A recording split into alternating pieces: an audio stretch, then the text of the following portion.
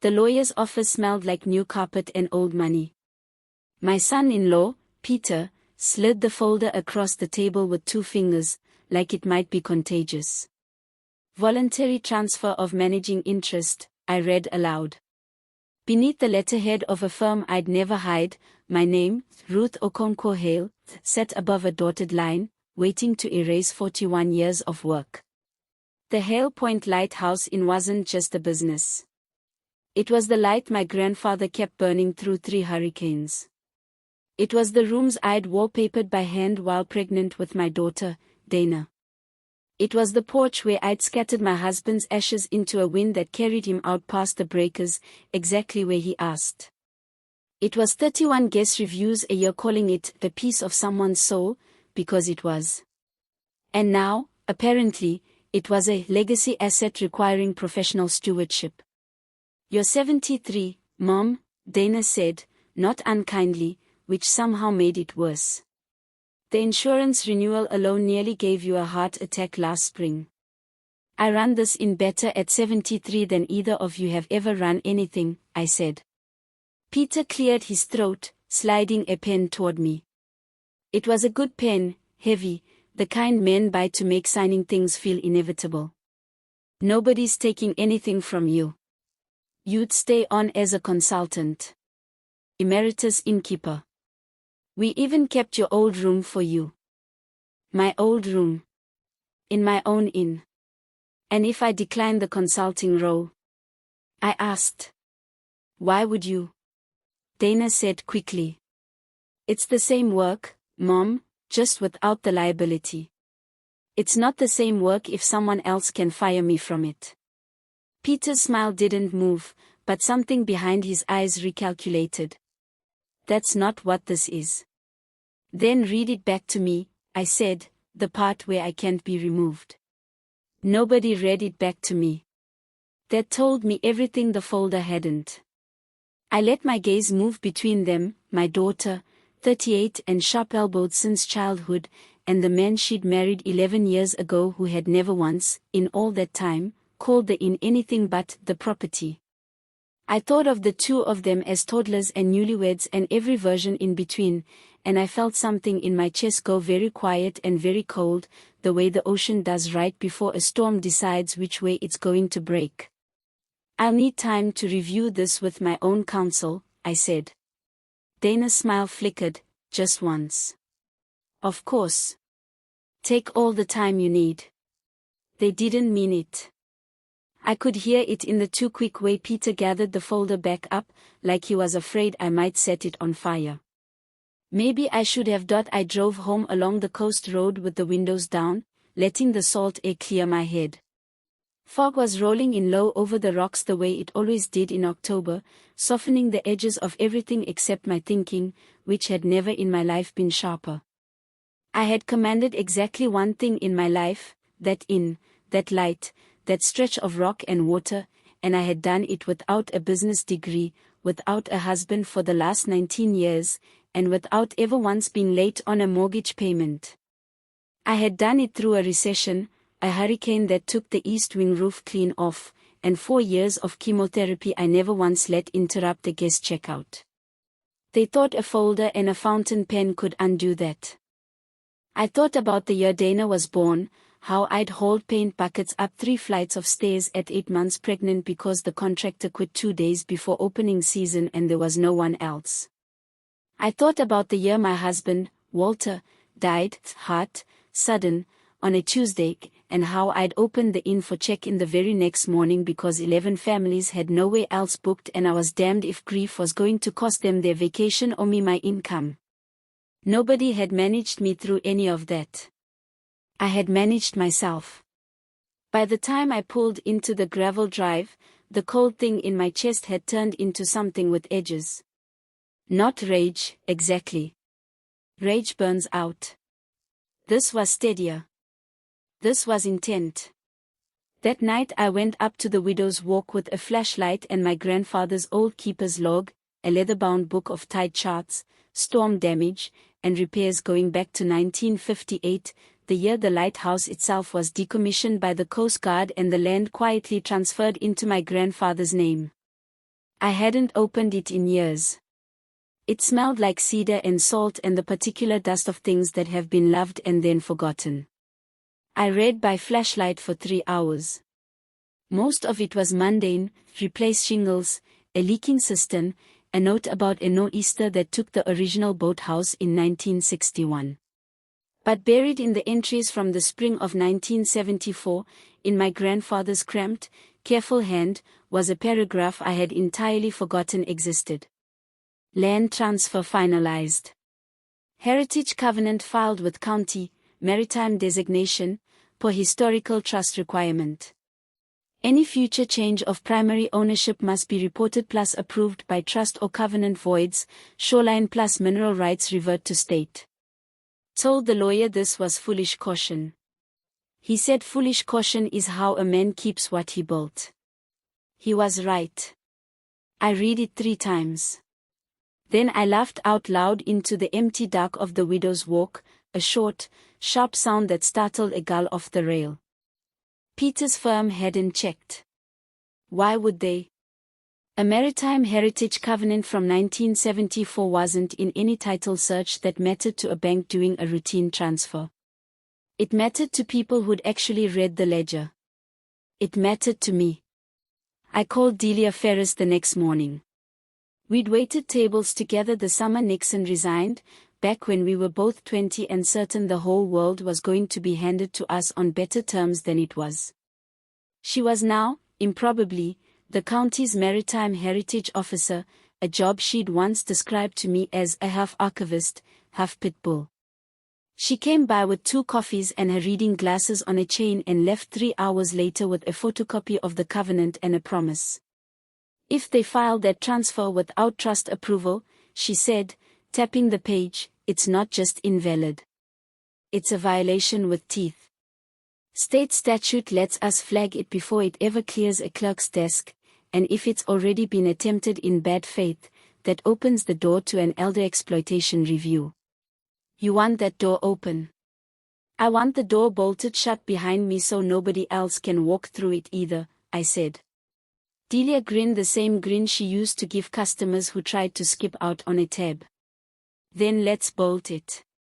I didn't call Dana. I let the silence sit, the way you let a wound air out before you decide how deep it goes. Silence, I have found, is the loudest thing you can hand a person who's expecting a fight. 3 days later, Peter tried anyway. He filed the transfer paperwork through a title company 2 counties over, a firm with no obvious connection to the inn, hoping it would clear before anyone local noticed. It was a clever move, if you didn't know that Delia's office had a standing flag on any parcel within the historical trust jurisdiction, clever or not. The flag caught it in 19 hours. The county sent a formal notice, not to me, but to Peter directly, as the filing agent, informing him the transaction was suspended pending a mandatory heritage review, and that any further attempt to circumvent the covenant could trigger a state investigation into elder financial exploitation. That word, exploitation, landed on their kitchen table, I imagine, like a dropped anchor. I know this because Dana called me that evening, her voice tight in a way I hadn't heard since she was 16 and had wrecked the family car. Mom, there's a letter. From the county. It says. I know what it says, I said. A long pause. You knew about this? I knew about the covenant before your husband's firm printed a single page of that folder, I said. I've known about it since before you were born. It's my grandfather's land, Dana. I read his handwriting more carefully than Peter reads a contract, apparently. He didn't mean to break any law, Mom. He just wanted. I know exactly what he wanted, I said, and hung up before either of us could say something we'd have to apologize for later. The retaliation, when it came, was smaller and pettier than I expected, which somehow stung more than a direct fight would have. An anonymous complaint was filed with the town zoning board alleging the inn's new deck extension, built 2 summers ago, permitted, inspected twice, violated setback rules. It hadn't. An inspector came, shrugged, and left. A whisper campaign. Started at the Thursday farmers market, women I'd known for decades suddenly finding reasons not to hold my eye. My grandniece, who worked at the bank, mentioned that someone, she wouldn't say who, had called asking pointed questions about whether I'd seemed confused lately. None of it hurt exactly. It sharpened me, the way a whetstone doesn't cut you but makes you more capable of cutting. Then Peter went too far. He tried to access the inn's business checking account using an old set of login credentials from 3 years back, when he'd briefly helped set up our online booking system, and I, trusting fool that I was, had never thought to revoke his access. The bank's fraud system flagged the login attempt from an unrecognized device and called me directly before releasing any funds. I didn't press charges. I wasn't interested in criminal court, not yet.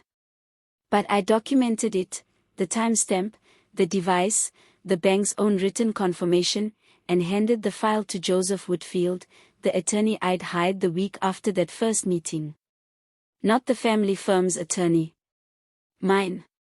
"This is good," Joseph said, reading through the printout with the particular calm of a man who enjoys his work. "This is very good, Mrs. Hale. Attempted unauthorized access to a business account you solely control, on top of a covenant violation attempt. That's not a family disagreement anymore. That's a pattern. I don't want to destroy them," I said. "I want them to understand there's a difference between inheriting something and taking it." "We can arrange that," Joseph said. Patterns are very persuasive to judges. A few days later, an envelope arrived in my mailbox with no return address, slid in with the usual bills and a postcard from a guest who'd stayed with us in July. Inside was a single typed line, and signed, "Peter has a buyer lined up already. A hospitality group out of the city. He's been in talks for 2 months." I sat with that letter at the kitchen table for a long time, the same table where I taught Dana to do long division and where Walter used to sit every morning with the marine forecast and a cup of coffee gone cold before he finished reading it. I called an old friend, Corinne Beaumont, who'd spent 30 years in hospitality law before retiring to a house up the coast where she mostly grew dahlias and complained about her knees. She still had contacts. It took her less than a day to confirm it. An exploratory inquiry had indeed been filed by a mid-sized hospitality group, quietly, through an intermediary, for a boutique coastal property, matching our address almost exactly. "How do we stop it?" I asked her. "We don't stop it," Corinne said, in the same tone she must have used on junior associates for 3 decades. "You can stop a man from having a conversation. What you can do is make sure he never has the authority to finish it." The final piece of the puzzle arrived, as these things sometimes do, entirely by accident.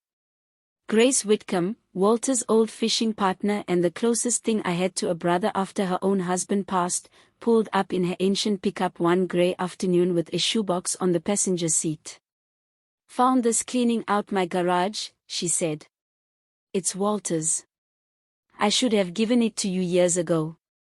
Inside the box, beneath a pair of his reading glasses I hadn't seen since the funeral, was a folder of handwritten notes and a draft letter, dated 8 months before he died, addressed to the State Coastal Conservation Authority. In it, in his blunt, sailor's handwriting, Walter had proposed placing the shoreline acreage of the inn's property under a permanent conservation easement, protecting it, in perpetuity, from ever being subdivided, sold to a developer, or converted to commercial use beyond its current footprint. He'd never sent it. There was a note clipped to the back, in the same hand, "Don't want to spook Ruth while she's already caring so much. We'll bring it up when the time is right." The time had never come. He'd died 4 months later, and the letter had sat in a shoebox in Grace's garage for 19 years, waiting. I read it twice, and then I cried for the first time since this whole ugly business had started, not from sadness, exactly, but from something closer to relief. Even grieving, even scared for me, he'd been thinking 3 steps ahead. He'd been protecting this place from a threat he couldn't have named yet but somehow already sensed. I called Corinne that same evening. Can I still file this? 19 years later. With the original letter, his notes, and your signature as sole surviving owner? Yes, she said.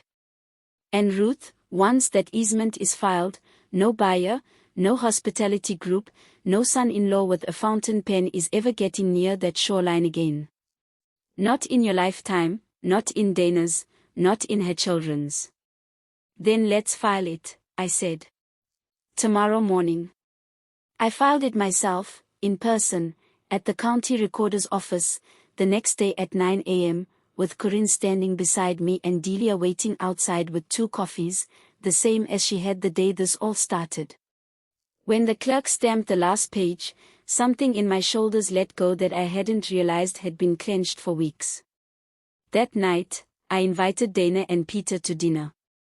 I lit the fireplace not for warmth but for the memory of what that room used to hold: Sunday dinners, birthday candles, the particular noise of a family that hadn't yet learned to negotiate with each other through lawyers. I set the table with my mother's blue and white china, the good set, the one we only used for people we trusted. They came. Of course they came. Curiosity is its own kind of trap. We got through the soup course in near silence. Then I stood, the way Walter used to at the head of that same table, and said what I'd come to say. I filed a conservation easement this morning, I said. Your father drafted it 19 years ago and never sent it. I finished it for him. Dana's fork went still against her plate. What does that mean? It means this land can never be sold, subdivided, or converted, by me, by you, by anyone, for as long as the easement stands. Which is forever. I looked at Peter. It means the buyer you've been quietly courting for 2 months just lost every reason to keep courting. Peter's face didn't change, but his knuckles went white around his wineglass. I don't know what you think you know. I know about the hospitality group, I said. I know about the login attempt on the checking account, which the bank has on record. I know about the zoning complaint that went nowhere, and the calls to my grandniece asking whether I'd seemed confused. I know about the second filing you tried to sneak through a title company 2 counties over, and I know the county caught it in 19 hours. Dana's face had gone the color of the tablecloth. Peter, is that true? Ruth, we were trying to protect the family's investment, Peter started. It was never the family's investment, I said, my voice even but no longer soft. It was my life's work, sitting in a folder with a dotted line where my dignity should have been. You didn't want to protect me. You wanted to manage me out of the way before I noticed. Dana was crying now, quietly, in the way she used to as a girl when she knew she'd done something and hadn't yet found the words to admit it. I didn't know about all of it, she said. The bank thing, I swear to you, Mom, I didn't know about that. I believed her, mostly. I also remembered that believing someone and trusting them again are 2 very different currencies, and I wasn't ready to spend the second one yet. I'm not asking you to leave my life, I told her. I'm telling you both that the inn is no longer a question anyone gets to ask me about again. It's protected now, permanently, in a way no folder and no fountain pen can touch. What happens between you and me from here is separate. That part, we can still choose. Peter stood, jaw tight, and said something about how I'd made this ugly on purpose. I let him say it. I'd learned, over 4 decades of running a business through storms both literal and otherwise, that the people who call your boundaries ugly are usually the ones who wanted them to stay invisible. They left before dessert. The morning after, the frost on the porch railing seemed to glitter with a different kind of light than it had in weeks. I made coffee, strong, black, and stood at the kitchen window watching the tide come in over the rocks where Walter's ashes had gone 19 years before, and where, now, nothing would ever be built. Corinne called to confirm the easement had cleared final county review without objection. Joseph called separately to say the bank's fraud report, combined with the covenant violation attempt, was more than enough to close the door permanently on any future transfer paperwork. Any attempt would now trigger automatic review, no matter which title company they routed it through. I hired a part-time bookkeeper that week, my choice, my hire, someone recommended by Delia who had absolutely no connection to my family and no opinion about my age. I updated my own estate plan with Joseph, in an office that smelled like coffee and old law books instead of new carpet, and I made sure the inn would pass to Dana someday, freely, in full, when I chose to give it, not when someone decided I was too old to say no. Dana calls most Sundays now. The conversations are careful, still finding their footing, the way conversations are after you've seen the worst version of someone and have to decide whether to believe there's a better one underneath it. Peter doesn't call at all, which is its own kind of answer. The light at Hale Point doesn't actually turn anymore, it hasn't since 1958, decommissioned long before I was born, replaced by an automated buoy a mile offshore that does the actual work of keeping ships off the rocks. But every night, out of habit and out of something more stubborn than habit, I still climb to the widow's walk and check that the lamp in the old lighthouse room is burning, the way my grandfather did, the way my mother did, the way I intend to keep doing for as long as I'm able. Nobody gets to decide when it goes dark but me.